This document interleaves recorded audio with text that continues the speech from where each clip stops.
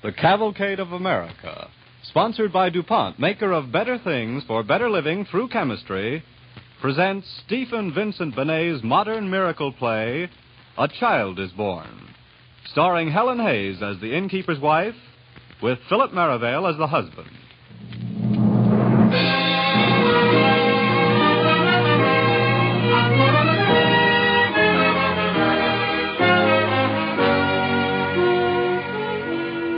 Ladies and gentlemen, Stephen Vincent Benet's reverend and inspiring play, A Child is Born, was especially written for Cavalcade 1 year ago. We repeat it tonight because it was so widely acclaimed as a drama of great power, and because it uniquely relates to a war-torn world, the timeless story of the Christmas birth in Judea. To introduce A Child is Born, Cavalcade is privileged to present William Rose Benet, brother of the late Stephen Vincent Benet. Mr. Benet. Christmas this year is not merely a day of gifts and trees. Our nation is learning something that is said in the drama you are about to hear. We are learning that life can be lost without vision, but not lost by death. The man who wrote those words died speaking against tyrants. The dream of human brotherhood was his dream. Now the tide of battle is turned. Slowly but surely we are wearing down the forces of manifest and unbearable evil. But there is also this. What my brother meant when he said here, something is loose to change the shaken world. He meant a better future for all men. Remember that. The voices that speak here are not only of their time, but of our own. The voice of the thief Dismas, not least. This is truly a miracle play, old but forever new.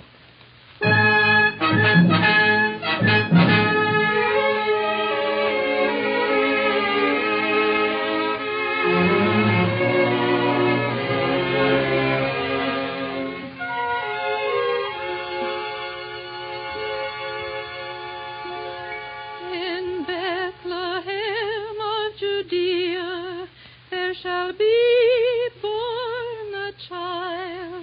a child born of woman, and yet undefiled. King Herod, now what will you say of the child in the stable this cold Singing again? Day? I told you not to sing. I'm sorry. I forgot. Forgot. That's fine. That's wonderful. That answers everything. The country's occupied. We have no country. You've heard of that, perhaps? You've seen the soldiers, haven't you? You know just what can happen to our sort of people once there's a little trouble. Answer me. I've seen, I know, but... But, oh, la. Sometimes I think your ways will drive me mad. Is it your business what King Herod does? Is it your place to sing against King Herod? Do you pretend to know the ins and outs of politics and why the great folk do the things they do and why we have to bear them? Because it's we who have to bear them first and last and always in every country and in every time. They grind us like dry wheat between the stones, don't you know that? I know that somehow kings should not be wicked and grind down the people. I know that kings like Herod should not be. All right. I'm not denying that. I'm reasonable enough. I know the world. It's a bad world, but it must last our time. Herod is Herod, but my in's my in. I do the best I can. I pay my taxes here in this conquered and forsaken land. And as for all your fine rebellious souls who hide out in the hills and stir up trouble, call themselves prophets, too, and prophesy that something new is coming to the world, the Lord knows what. Well, it's a long time coming. And meanwhile, we're the wheat between the stones. Something must come. Believe it if you choose. But meantime, if we're clever, we can live and even thrive a little. Clever wheat that slips between the grinding stones and grows into the good, the profitable grain. At least if you'll not sing subversive songs to other people but your poor old husband, who loves you still in spite of all your fancies and always will. Come, wife, I've got some news. I didn't mean to be so angry with you. Give us a kiss.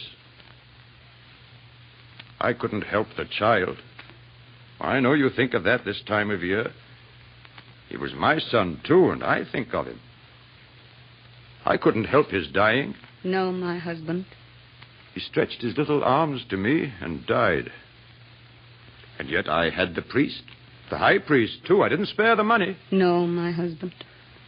I am a barren bough. I think and sing and am a barren bough. Oh, come. The fault is mine. I had my joyous season. My season of full ripening and fruit, and then the silence and the aching breast. I thought I would have children. I was wrong. But my flesh aches to think I do not have them. I did not mean to speak of this at all. I do not speak of it. I will forget, not sing at all. It was long past and gone. Tell me your news. Is it good news? The best. The prefect comes to dinner here tonight with all his officers. Oh, yes, I know, the enemy, of course, the enemy. But someone has to feed them. And they'll pay? Cash. On the nail? Yeah. Good. I thought you'd say so. Oh, we'll make no great profit, not tonight. I've seen the bill of fare they asked of me. Quails in midwinter. Well, we'll give them quails and charge them for them, too. You know the trick? Yes. They must be well served. I'll care for that. The honest innkeeper, the thoughtful man. Oh, do not spoil my servants with largesse, your worship. And he won't. He pinches pennies. But once he's come here, he'll come again, and we shall live, not die. And put some coin, some solid, enemy, and lovely coin under the hearthstone, eh? Spoil the Egyptians, eh? Hark, what's that? Oh, I'll go. The maids aren't up yet. Lazy bones. A minute, just a minute. It's early yet. You needn't beat the door down. This is an honest inn. Good morning. Hail, Caesar. Are you keeper of this inn? Yes, sir. Orders from the prefect. No other guests shall be entertained at your inn tonight after sundown. The prefect wishes all the rooms to be at the disposal of his guests. Sir, when the prefect first commanded me, there was a party of my countrymen engaged for a small room. He'd hear no noise at all. This is the prefect's feast, the Saturnalia. You've heard your orders. Yes, sir. Yes, indeed, sir. See, they are carried out. No other guests. Hail, Caesar. Hail, Caesar. Well, that's pleasant. All rooms at the disposal of the prefect. No other guests. Remember, no other guests. I will remember. Do so. It is an order. Now, about the quail. You'll make the sauce. That's the important thing. A crow can taste like quail with a good sauce. You have your herbs? Yes? Well, then, begin. It's morning and we haven't too much time. Sarah? Leah?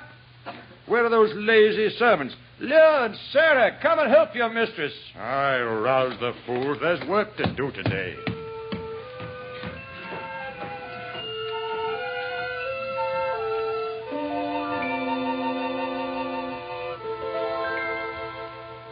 You are listening to Helen Hayes as the innkeeper's wife and Philip Merivale as the innkeeper in Stephen Vincent Benet's A Child is Born. Presented on the Cavalcade of America. Sponsored by DuPont.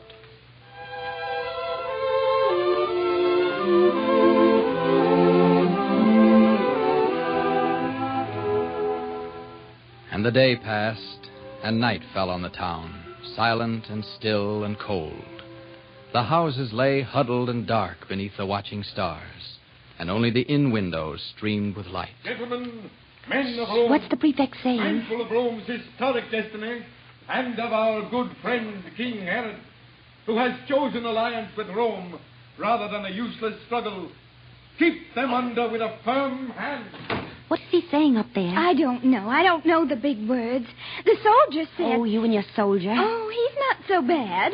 He brought me a trinket, see? You and your Roman trinkets. Here, what's this? Why are you standing idle? They're calling for more wine. Let Leah serve them. She likes their looks. Sarah. Yes, mistress. Please, Sarah. We've talked like this so many times. Very well, mistress, but let her go first. Get up the stairs, you little soldier's comfort. I hope he pinches you. Mistress, it's not my fault. Does Sarah have Go, both of you. Very well. You ought to beat the girl. She's insolent and shows it. We can't be too hard on her. Her father's dead, her brother's in the hills. And yet she used to be a merry child. I can remember her when she was merry, a long time since. You always take their side. And yet you think a self-respecting inn could have some decent and well-mannered maids? But no such luck. Sullens and sluts, the lot of them. Give me a stool. I'm tired. Say 30 dinners. And double for the prefect. And the wine. Best, second best, common. Mm-hmm. Not bad. But then,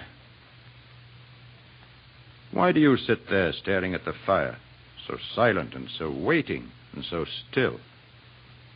I do not know. I'm waiting. Waiting? For what? I do not know. For something new and strange. Something I've dreamt about in some deep sleep. Truer than any waking. Heard about long ago, in sunshine and the summer grass of childhood when the sky seems so near. I do not know its shape, its will, its purpose, and yet all day its will has been upon me. And there is light in it, and fire, and peace, newness of heart, and strangeness like a sword, and all my body trembles under it. And yet I do not know. You're tired, my dear. Well, we shall sleep soon. No, I am not tired. I am expectant as a runner is before a race, a child before a feast day, a woman at the gates of life and death. Expectant for us all. For all of us who live and suffer on this little earth with such small brotherhood. Something begins. Something is full of change and sparkling stars.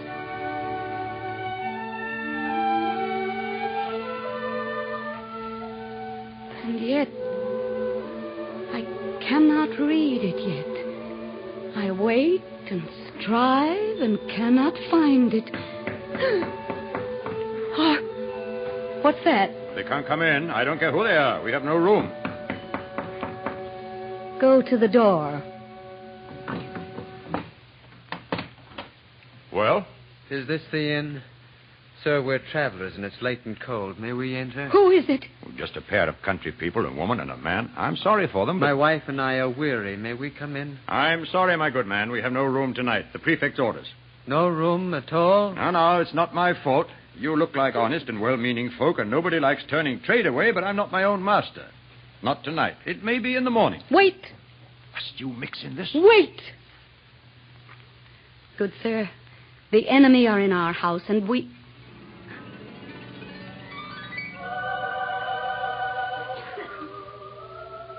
Oh. I did not see your wife. I did not know. Her name is Mary. She is near her time. Yes. Yes.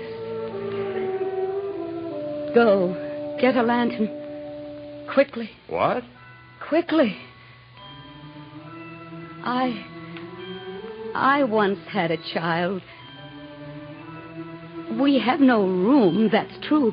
And it would not be right. Not here, not now. Not with those men whose voices you can hear, voices of death and iron. King Herod's voices. Better the friendly beasts. What am I saying? We have a stable at the inn. Safe from the cold at least, and if you choose, you shall be very welcome. Will you share it? Gladly, and with great joy. The lantern, husband? Nay, I will take it. I can see the path. Come. Well, I suppose that you must have your way, and any other night. Well, they're decent people, or seem to be. He has his arm about her, smoothing out the roughness of the path for her. Although they are not even people of our town, as I suppose you know. So rough a path to tread with weary feet. There's a frost up in the air tonight. I'm cold. Or... yes, I must be cold. That's it. That's it now, to be sure. Come, shut the door.